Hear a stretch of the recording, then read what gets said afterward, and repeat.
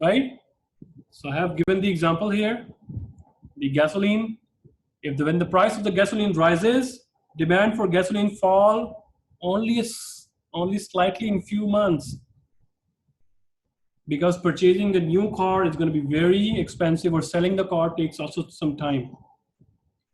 So, but as the time passed, because fuel is a major part of your consumer budget, your income, so people will tend to buy more fuel efficient car, or ultimately switch to public transport. So demand for gasoline fall. So if the price of gasoline rises for a short term, you don't see a huge drop in demand for gasoline. Why? Because still people cannot get rid of their cars. If they see that it's tend to have for a longer period of time, then they will sell their cars. So in short run, demand is inelastic.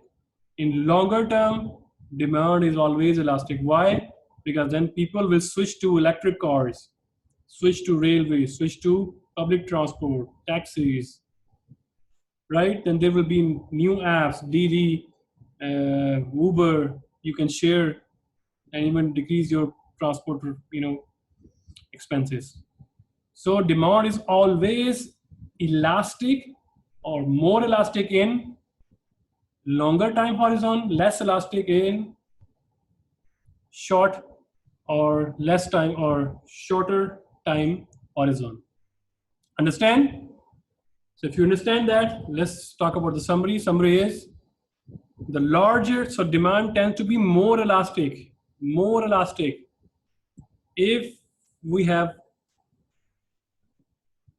larger number of close substitute, if the good is luxury, if it is narrowly defined, and the time period is longer, then our demand is more elastic.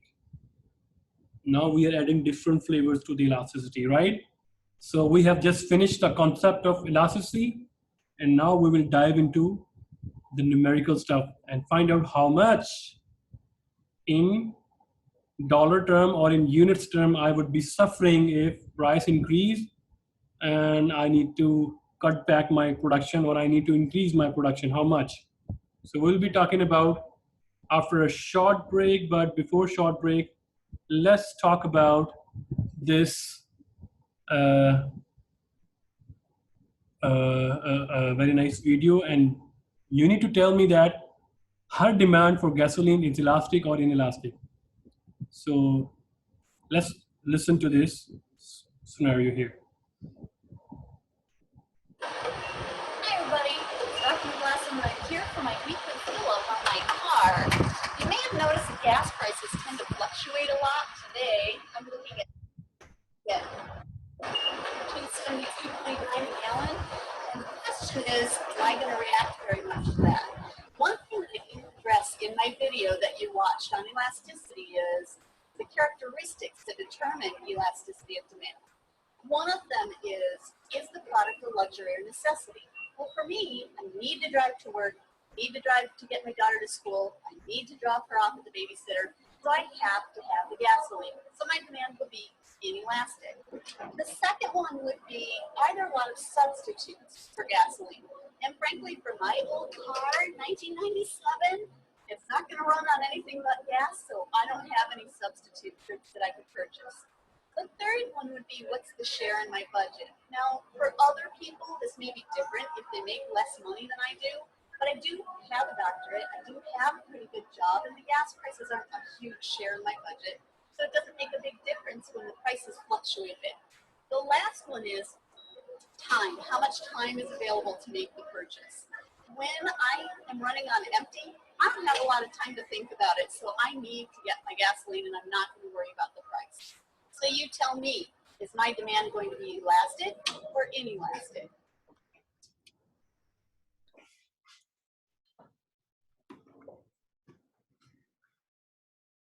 Okay, so everyone, what is her demand, elastic or inelastic?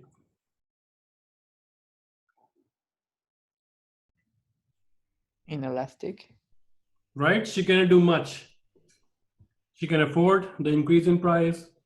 She's, you know, it's a necessity for her. She need to drive, right, and go to the work.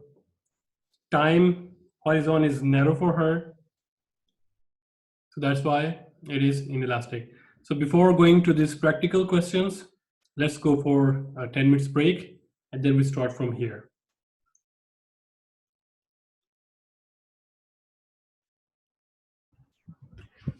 Okay, class, welcome back after the break. Okay, let's try to do this practical question. So we were discussing the elasticity of demand, price elasticity of demand. So let's talk about this practice question. So let's read it together. If the quantity demanded of a certain good respond only slightly to the change in price of the good, then, so please guys answer that. Which one is correct answer?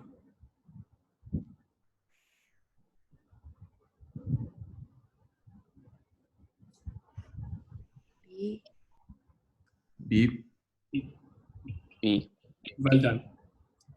How about this question? A good will have a more inelastic demand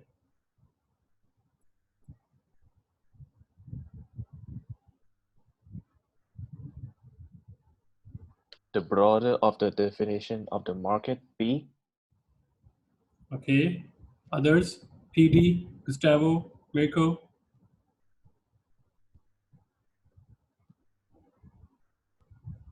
Yes, B. Gustavo.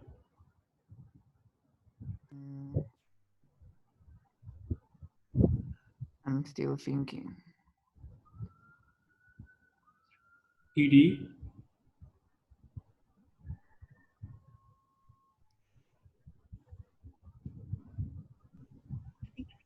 A.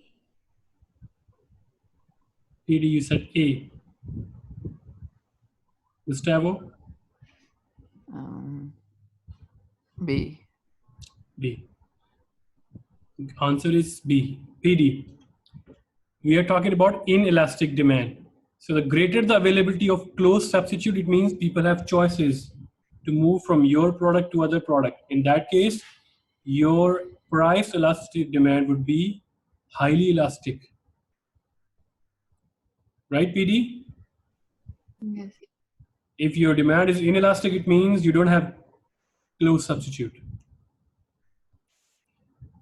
Okay, we already talked about the summary and already took the break. Okay, now let's talk about now the numerical part, like how much. So let's talk about this. So price elasticity of demand is computed as percentage change in quantity divided by percentage change in price. Right? Percentage change in quantity divided by percentage change in price. So how we calculate the percentage change? New value minus old value divided by old value. Now, a fundamental, basically, a fault that is in the formula is calculation of percentage change. So in order to do that, the percentage change formula is how you find out the percentage change? New value minus old value divided by old value. But it has a problem. Problem is that if we move from change A to B, and if we go back from B to A, answer is different. Essentially, the price elasticity should be equal, whether we move A to B or B to A. But in that case, the formula changes. How? Look at that. If you calculate the percentage change from A to B, price is 4 to 6. 4 is old, 6 is new. Answer would be 6 minus 4 divided by 4. 2 by 4, answer would be 0.5 or 50%. Right? But if we move from B to A, which is 6 to 4, in that case, new become 4, old becomes 6, and that would be 2 by 6, which is 1 by 3. Answer would be 33%. So you see here, it means the formula for percentage change is not applicable here. The price elasticity formula is correct, that percentage change in quantity divided by percentage change in price. But how we calculate this percentage change? If we calculate the percentage change with this formula, then it is erroneous. It gives us wrong answer. Similarly, if we go from quantity B to A or A to B, percentage change is different value. You can calculate by yourself as well, right? If we from A to B, B become new value, old values like this. If we go from B to A, then 120 is new. So you see here, percentage change is different. So in order to improve, in order to eliminate this situation or improve the value of elasticity, we came up a new method to calculate percentage change, which is midpoint method. So in that case, we calculate the midpoint method. We calculate the midpoint method to find out the price elasticity of demand. So look at that, like I told you. If there is a change in these values, the answer will be erroneous as well. So even though the price elasticity of demand, percentage change in quantity divided by percentage change in price, formula is good, but if the values are not equal, then values are not similar from A to B or B to A.